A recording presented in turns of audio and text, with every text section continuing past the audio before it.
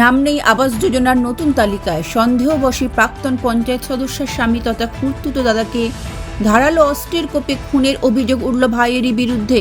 শুক্রবার সন্ধ্যায় ঘটনাটি ঘটে উলুবেড়িয়া থানা এলাকায়। ঘটনায় তীব্র চাঞ্চল্য এলাকায়। অভিযুক্ত পলাতক। পুলিশ ও স্থানীয় সূত্রে জানা গিয়েছে মৃতের নাম সমীরণ পণ্ডিত। তপনা গ্রাম পঞ্চায়েতের বিশ্বেশ্বরপুর গ্রামের বাসিন্দা সমীরণ এলাকার প্রাক্তন পঞ্চায়েত সদস্যা রানুবালা পণ্ডিতের স্বামী। ঘটনার দিন বাড়ি থেকে মাত্র 50 মিটার দূরে তার উপর হামলা চালায় বিকাশ ও তার দলবল। চিৎকার শুনে ছুটে আসেন স্থানীয়রা। তাকে রক্তাক্ত অবস্থায় শরৎচন্দ্র চট্টোপাধ্যায় মেডিকেল হাসপাতালে নিয়ে যাওয়া হয়। সেখানে অবস্থার অবনতি হলে তাকে কলকাতার হাসপাতালে স্থানান্তর করা হয়। রাস্তাতেই মৃত্যু হয় তার।